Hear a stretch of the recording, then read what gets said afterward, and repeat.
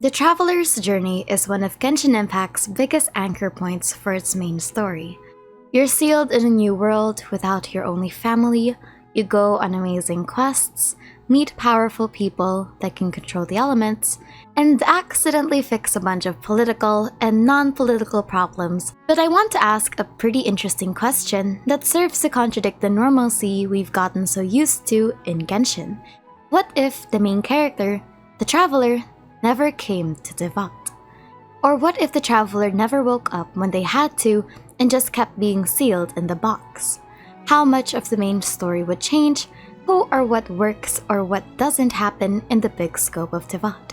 The Traveler is one of the most prevalent focal points of not just the main story, but also a lot of the character development that characters like Xiao, Lini, Ayaka, Citlali, Albedo, and so many more had.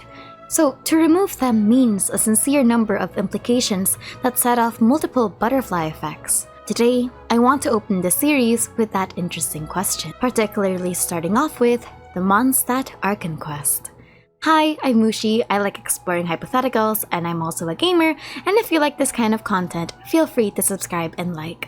I also do critical video essays on media and society, and the casual gaming tilt at Mouchie Gaming where I'm a bit more energetic. But today, a bit of a disclaimer. This video is just for fun and has no connections to anything truly canon. My what-ifs are more of a hypothetical path branching out into endless possibilities rather than making one coherent timeline. My goal isn't to propose a single outcome, but instead show all of you what could be based on what we're working on. So I'm leaving this open enough that everyone can give their opinion on what happens next. But here's something very important. I'm assuming that endings are relatively consistent. So rather than just assuming the worst, like, oh, the Mondstadt Archon Quest would just never happen to begin with, I want to focus on what could have been done by the characters still in there to achieve the good ending. I also don't want to explore events that are completely separate from the Traveler's involvement contextually. So, for example, I won't just suddenly go to Eula's POV unless they, as a character, are explicitly mentioned in the Archon Quest, because Genshin is a live service game. A lot of the characters we now have weren't as conceptualized back then, mostly being in the near development stages. You'll see what I mean later. But first, we have to set the scene on what is and what isn't. If you don't remember, the Mondstadt Archon Quest focuses on the interstellar traveler Aether or Lumine being trapped in a new world known as Tevat, after an unknown god intercepted their journey and basically sealed them in a new world. Aether wakes up in the nation of Mondstadt, then meets Paimon 2 months later. Paimon teaches him about Tevat and about the different Archons, who are basically the gods of this world. They start their journey by first helping the god of wind Barbados, or Venti, in subduing a dragon known as the Valen, who was corrupted for some time and started attacking the citizens. It's been revealed that the dragon has been poisoned by this fuzzy fellow, and it's our job to save them from corruption. They save the day, etc., etc., the Valen is healed, all is well, someone gets kicked and stabbed. The Traveler's purpose in the Mondstadt Archon Quest's introduction isn't as significant because most of the plot's setup is already happening in the background. I think the best way to describe the Traveler at this point is as a spectator, or a witness. They're not the active catalyst for what's going on since they're still new to everything. Stormterror would still be terrorizing Mondstadt whether or not the Traveler intervened. Venti would have still awakened, and Signora's plan to get the Animo Gnosis would still be in play. So, let's begin with the first part of our story. The interesting part of this what-if is that the Traveler was never actually the main character of the Archon Quests, considering the Archon Quests for the nations were always meant to be, well, for the Archon. So without the Traveler and Paimon, Venti would be the primary player in the quest.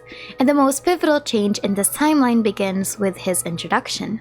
We learn from the first cutscenes that Venti has been hinted to have been asleep or absent during Stormterror's presence for the most part. This is exemplified with how he said that he was back when greeting the Valen, and not being as well versed in the knowledge that the Valen's now called Stormterror. When he meets the Valen, the biggest change is that the Traveler's sudden burst of power wouldn't suddenly interrupt and break his concentration. This interaction actually led to Venti getting poisoned by the Valen's corruption. Also, he can just do that. So actually, there's a chance that Venti would have been able to help Dvalin in this cutscene had the Traveler not intervened. But there's also a chance that Venti wouldn't have been enough to finish the job either. Venti also came across the tears of Dvalin and weren't able to purify them the same way that the Traveler did. Which brings us to the biggest purpose that the Traveler has that will have to be filled in. Their innate purification powers against the Abyss is a trump card Venti needed to remove the wounds from Dvalin and to purify the tears, something that would prove vital in their final parts of their fight in the future, which means that Venti would need an alternative to the purification process. I also think that if the Traveler didn't interrupt this scene, Venti would be in a better condition to fight or do feats considering that he wouldn't have been poisoned. It's also possible that if Dvalin was calmer after this interaction, the attack of Mondstadt, which happens immediately after, wouldn't happen because Dvalin is temporarily subjugated instead of aggravated like in the original. But the question is, would this have worked? It's also possible that Venti's conversation with Dvalin would be interrupted by the same Abyss Mage that interrupted them in the future, which would actually be more dangerous for Venti, who is not only depowered but also alone. We already know that he was definitely risking his own safety by being so close to abyssal corruption without any kind of precaution, which means that there is a possibility that Venti, in his attempt to communicate with Dvalin, just naturally gets poisoned by proximity. So what we're looking at are two possibilities. Either the communication was successful and Venti was able to learn about what was causing Dvalin's prolonged corruption and also prevent the subsequent attack on Mondstadt, or he failed and even risked getting poisoned on his own just by being so exposed to the corruption. If it was the latter, then we were doing him a favor by interrupting. Also, if Dvalin's attack on Mondstadt pushed through, it's possible that Venti would have to be the one to deal with the dragon itself instead of the Traveler. Or even worse, if Venti was poisoned during their interaction and Dvalin became agitated as a result and still attacked Mondstadt, Venti would have to look for someone else to try and stop him. I'm willing to guess that Jean is a good substitute. But let's put a pin on Venti and focus on another cast of characters. We then cut to the Knights of Favonius discussing their plans about infiltrating the Temples of the Four Winds, which serve as our introduction to Lisa, Kaya, and Amber as playable characters. But almost all of this would stay the same without the Traveler and Paimon, because this was already the plan of the Knights of Favonius. The Traveler just made it easier as a helping hand. The Knights are taking a more direct approach to the Dvalin situation because of the Fatui's presence and also just the actual dragon in their city. To subjugate Dvalin, they wanted to cut his power sources across the four temples. The Traveler didn't actually play that big of a part here in influencing their actions, and it's a shame that we don't see them beyond the initial plan to remove Stormterror's powers.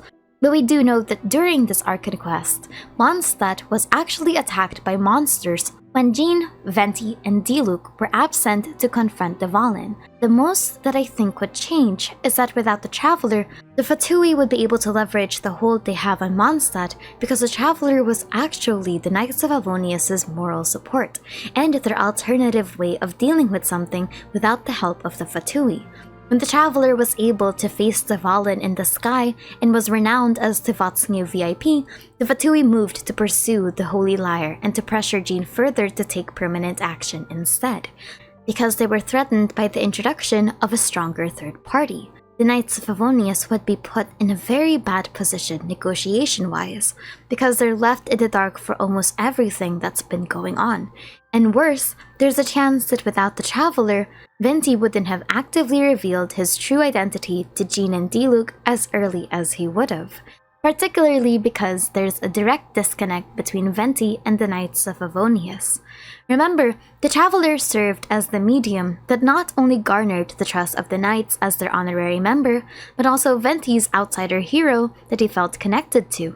What the Traveler knew about the Knights was relayed to Venti, and what Venti knew was indirectly told to Jean with the help of the Traveler's presence. But without the Traveler, unless Venti actively reveals that he is Barbados, which he really isn't opposed to doing, he's kind of stuck in a position where two sides don't have complete information. The Holy Lyre heist is where things get interesting because it's the first pivotal mission where the traveler takes a very active role in altering the course of events instead of being a catalyst or an assistant to other characters. The Holy Lyre heist, for all intents and purposes, was successful until the Fatui intercepted at the right time, leading to its theft and the guards attacking the traveler. The traveler's place in this story is that they're the ones entering to get the lyre, and they're the ones that were caught by the guards. So, what changes if you remove the traveler? From the beginning, Venti wanted to try and get the Holy Lyre by convincing the nun that he's Barbados. But when he is immediately shut down, he turns to the traveler and wonders if their status as Mondstadt's new hotshot would be enough to convince the nun to lend them the Holy Lyre.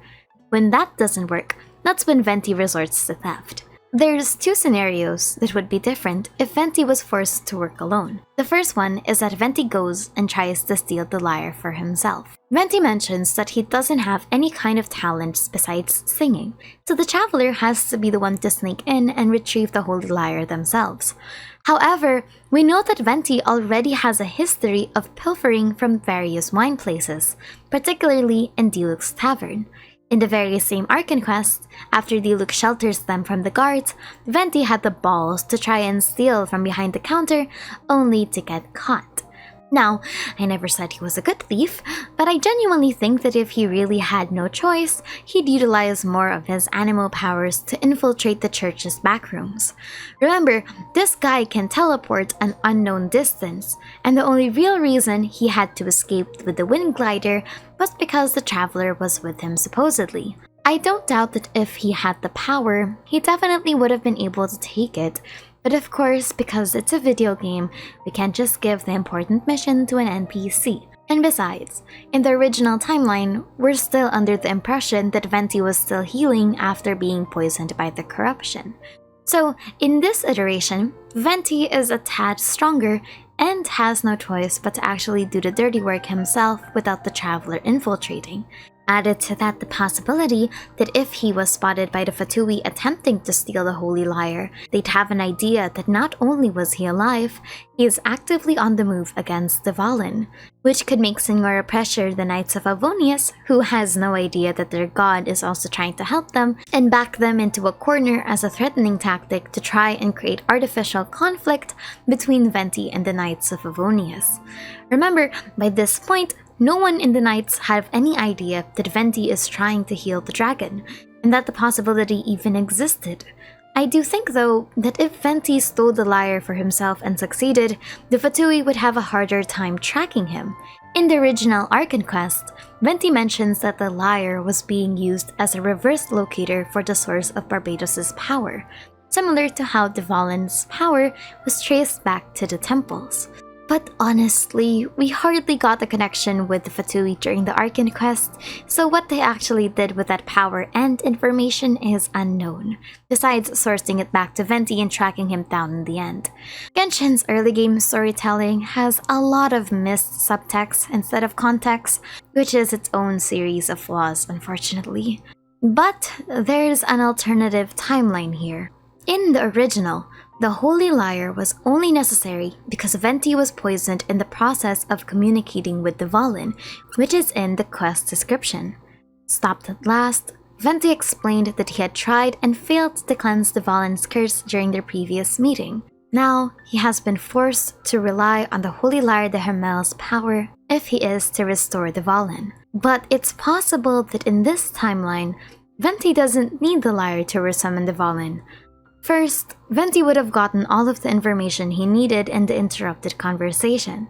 Second, Venti admits that the lyre is actually pretty much dried out of animo energy. It was actually the traveler who made the Holy Lyre useful by purifying the tears and using that as an energy source. Without the traveler, Venti would have no confident way to purify the Valen's tears, rendering the lyre incomplete and kind of useless. Also, Venti doesn't seem confident enough to steal the lyre on his own without the insurance of the traveler's prestige.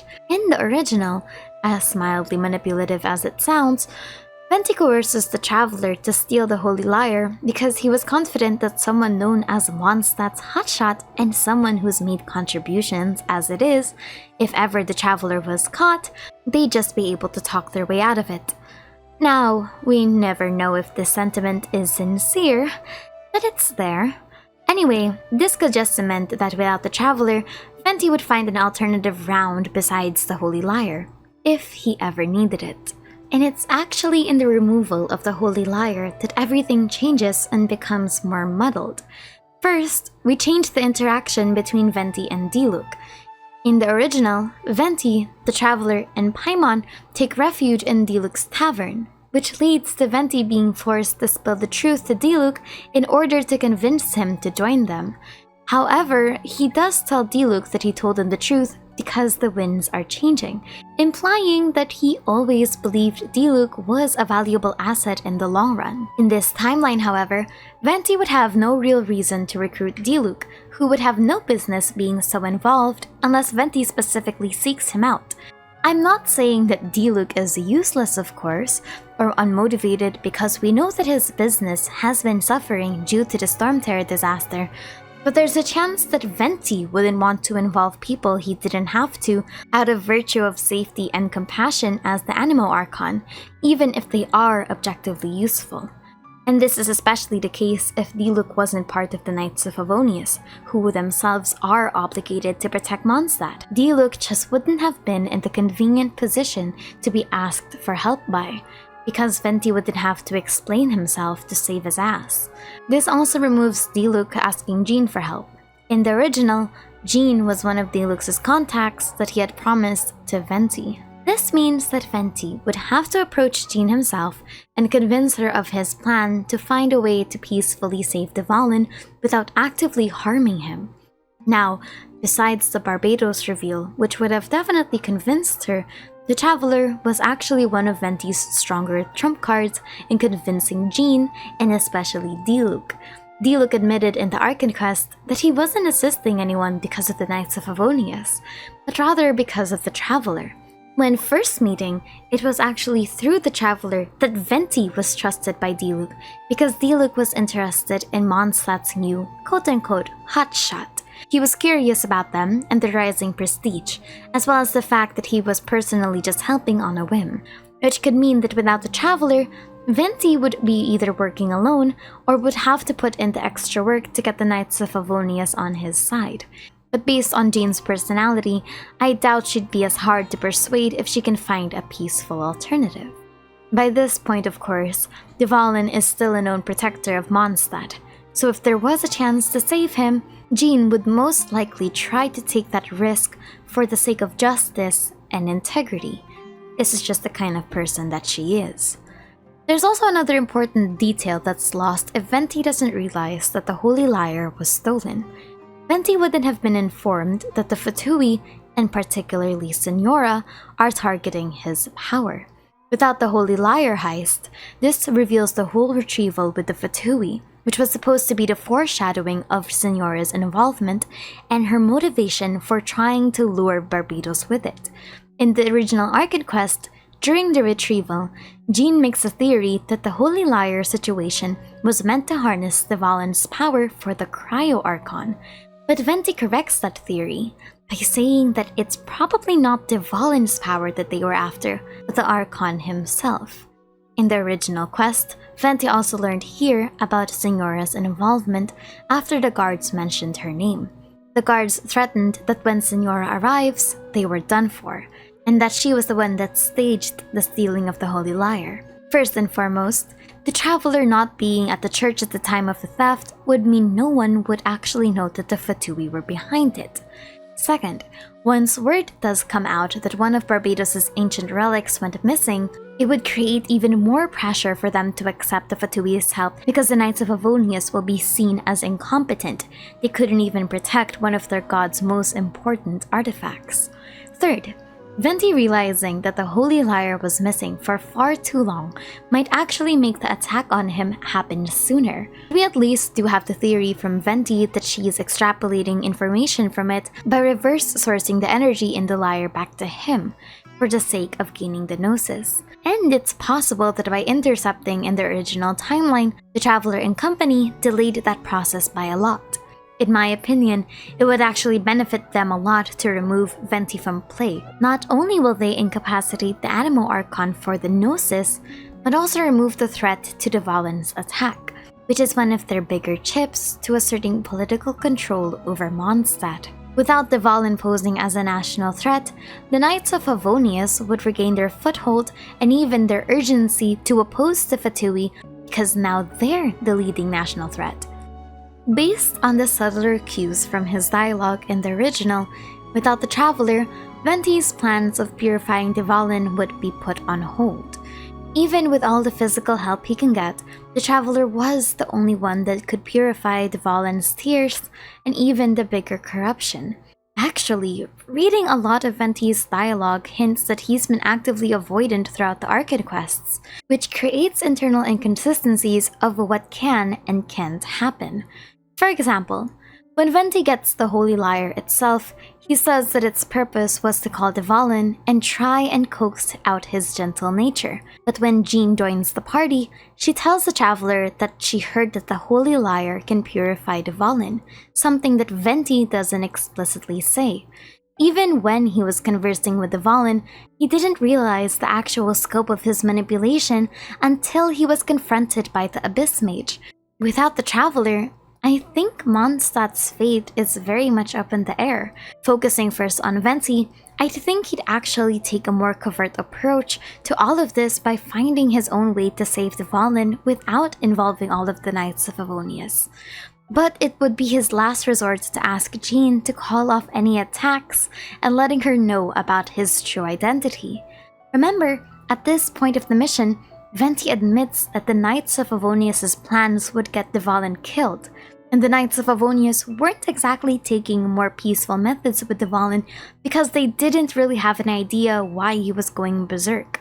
Some of them thought that it was because people forgot or stopped worshipping the Valen, which is why he was angry at Mondstadt. Therefore, in this timeline, Venti would probably approach Albedo for assistance.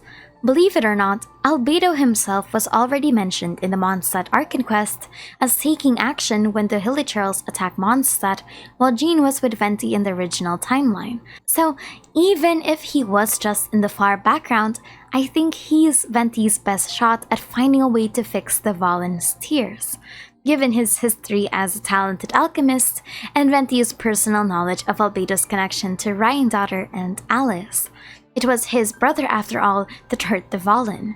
I also do think that temporarily sealing or subjugating the abyssal power is possible, but not to the same extent as we've seen in the original Archon Quest. We have seen people attempt and temporarily succeed in sealing abyssal effects or byproducts back into a person's body, but it not only requires heavy concentration and mild torture, but also imperfect. So, what happens next? Venti would be an active confidant of the Knights of Favonius and actually be on a higher protection priority list rather than the first time, where he was more so a free agent. I don't doubt he'd want his privacy, but he was also very willing to divulge his identity if it meant getting the Valen safe. Another interesting caveat, though, is that Jean would be put in a particular position that she needs to convince the Fatui that they have the situation under control, but not give them any information that Barbados himself has returned. Venti himself wouldn't want this kind of information divulged, and depending on the situation of the Holy Lyre, he wouldn't want the Fatui to have a direct confirmation that the Animo Archon has woken up.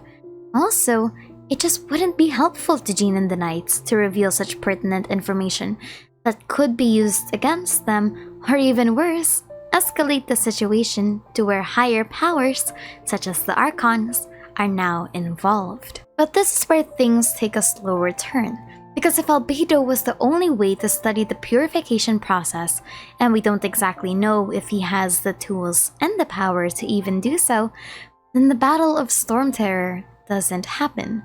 In the original timeline, Venti was only able to take a more direct approach to purification because of the Traveler's abilities, and he was confident that with those abilities, they can strike a direct attack that targets the very wounds that were on Dvalin's back. But if Venti only had the Knights of Favonius to help him, this approach wouldn't be viable unless the intent was to kill him. First, the purification tools most likely need time to be developed, as opposed to just a natural skill with the Traveler's case, which is its own downfall. We don't know how long the Mondstadt Archon Quest really is in lore, but the amount of waiting and good mornings suggests that it's only in the span of a few days. Second, the Knights of Favonius have their attention split, defending the city in general and then helping Dvalin. This was the case in the original, where it's revealed that monsters attacked the city when they realized that Jean was gone, and it took a lot of the captains to mobilize to actually stop them. This is the bigger problem. Venti's biggest asset in the original is that the Traveler and Diluc were moving independently and weren't as focal to the general defense of the city. Jean was the actual liability because it was when Jean left that the invasion began. But this time, the Abyss would have information that multiple knights, including maybe even key players like Albedo, would be absent during this period. We also don't know how much of the Knights' manpower would be split. According to the original dialogue of Amber and Kaya, the attack of the Abyss was purposeful and happened almost immediately when they received word that Jean wasn't there. But I don't think that Venti would plan a straight attack to Dvalin, even with a hypothetical that Albedo has the means of purification. I think Venti would still attempt to contact him, but after knowing that the Abyss Order are involved, he'd move much more carefully. I think he'd entertain the original idea that Lisa had about Dvalin's power, that it has a particular source derived from multiple sources, such as the Four Winds temples. In this alternate universe, the confrontation with Dvalin would be a series of operations trying to whittle down the dragon instead of an all-out attack. Venti and the Knights would turn their attention to the Abyss Order themselves instead of the dragon, focusing on understanding their involvement with Dvalin while simultaneously finding more external conduits for Dvalin's power. Possibly even something from within the Caribbean's tower. There is also another option that I think Venti would attempt, but this parallel isn't confirmed by any canon sources. I'd like to think that if he had no other option, he'd either drive Dvalin away from Mondstadt, similar to what he did with Ursa the Drake back in the visual novel. We don't know how canon the material is anymore after the recent incidents with Natlan, but I do think this section is still a valuable asset for this situation. Venti, pressed against having no other choice, drives Dvalin as far away from Mondstadt with his music as possible, maybe even attempting to put him into temporary sleep, similar to how Venti himself fell asleep after the events of the Cataclysm. There'd be no guarantee of a purification of the Abyss energy, but at the very least, it can pacify Dvalin. Or, if push really comes to shove, the Knights of Favonius have no other option. Considering the pressure and the lack of a concrete solution even with Barbados' help, or if the other solutions would be too slow, then the Knights of Favonius have no choice but to directly attack Dvalin with the intent purpose of killing him. Where Venti will stand in this situation is only up for debate. But this outcome would be the worst thing possible, all because they didn't have the Traveler's ability to purify the tumor.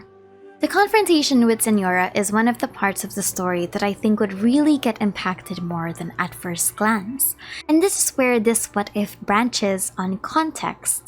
The ease of which Venti was defeated by Signora, and his personality and reactions throughout the fight, where he just constantly hurls insults at her and not really doing anything or even shooting at her with his bow, is suspicious. Venti, by all accounts and purposes, and as portrayed throughout the entirety of the Archon Quest, is still attuned to Animo and is still very much a god. Remember, by this point, he still had the Gnosis.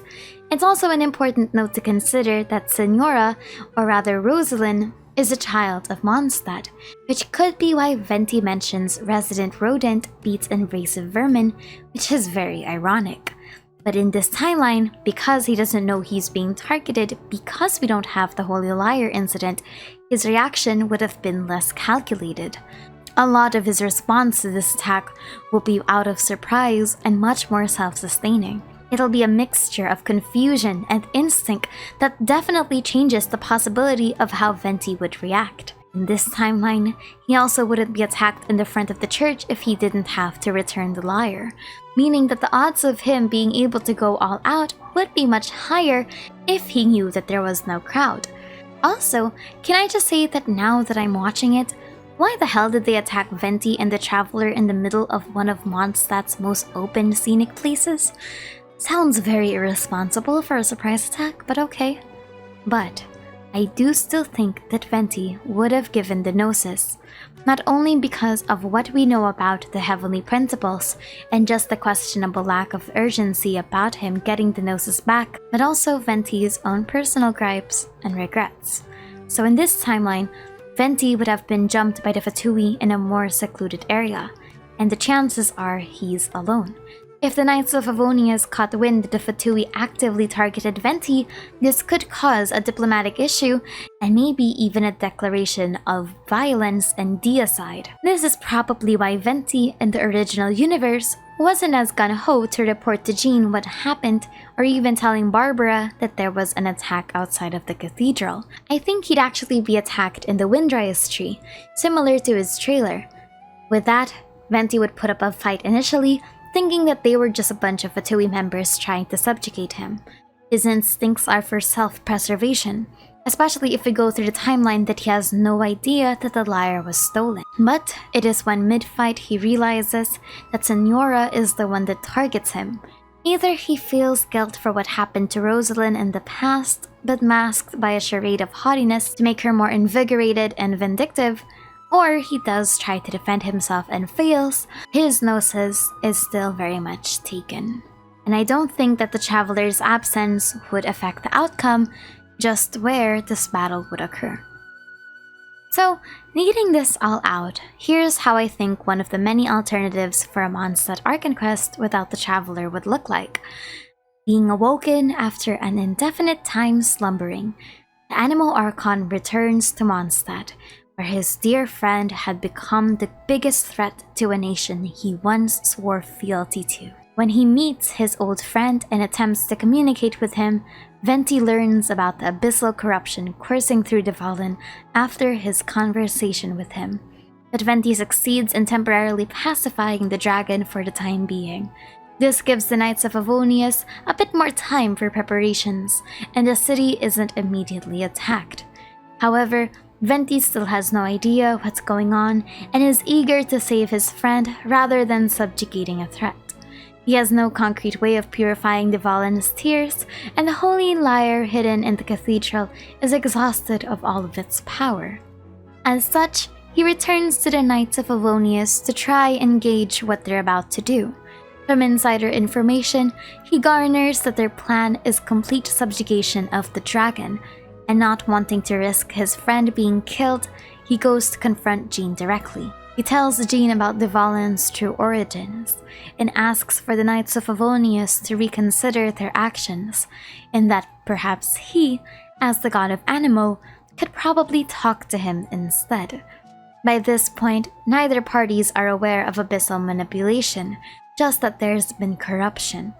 Jean, moved by his story and his possible reveal as Barbados, complies through her strong sense of justice and responsibility. However, she does warn him that the lack of alternatives make navigating around the situation much harder. There's no direct confidence that purification is even possible, to which Venti would suggest talking to the chief alchemist himself. Rather than giving Albedo the backlines for this quest, he becomes a pivotal part of the story. Venti asks him for help in trying to cure the abyssal energy Dvalin absorbed from sustaining wounds from Durin's fight. Moved by Venti's determination and the sense of studying the abyss and the dragon, Albedo, and most likely Sucrose, offer to help. Venti doesn't completely rely on the other Knights of Avonius and instead acts as a third-party informant. He has no real reason to involve more people, and particularly Diluc, who doesn't exactly involve himself in Knights of Avonius matters to begin with. However, there is a chance that he and Kaya become Venti's confidants about the Abyss after he gets wind that they have information about them. Venti would unfortunately have to play the waiting game, letting Albedo's study of abyssal energy carry through.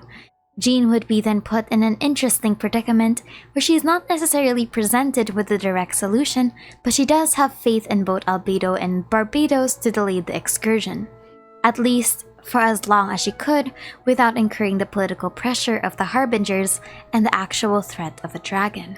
By gathering information about the movement of the Abyss and finding external conduits of the Valen's powers scattered across the ley lines of Mondstadt, and hopefully by Albedo's own studies, they're able to find an alternative solution to killing them. They remove the Valen's connection to the ley lines, or they find a way to pacify him permanently. Meanwhile, the Fatui take the Holy Lyre and trace it back to the source, which is now an active and maybe not poisoned Barbados. However, they know that they can't make a move yet without alerting the Knights of Avonius and losing their political advantage.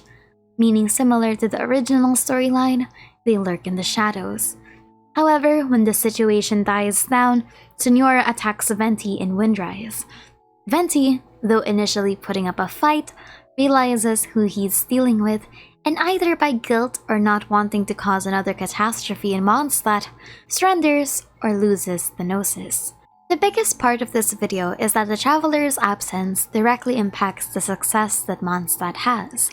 For example, a delay in the purification process could mean the Valen's complete descent, and Venti would have no choice but to kill him. Or even worse, the Valen's complete corruption becomes the Abyss Order's biggest asset, in which they attack Mondstadt with the Valen, and it's unsure if even a newly awakened Barbados could stop all of them. There's also the possibility that the Fatui kill the Valen when the situation becomes too extreme, causing Mondstadt to permanently become indebted to the Fatui. Now, what's the point of this video? I'm not here to critique if it's a good or bad thing that the Traveler can be so easily written out, but rather show you how slowly but surely, across the Archon Quests, the Traveler becomes more and more active and even pivotal to the safety of the Archons themselves. Even if this video is glorified fanfiction, I do still find the question super entertaining, and I want to know everyone else's thoughts on how much of Mondstadt do you think would be changed if the Traveler was removed. Do you think Mondstadt has a chance of succeeding, or do you think they're doomed without the Traveler's intervention? Do you think Venti would be enough to deal with the situation, or do you think otherwise? Nevertheless, I'm Mouchie. See you all later.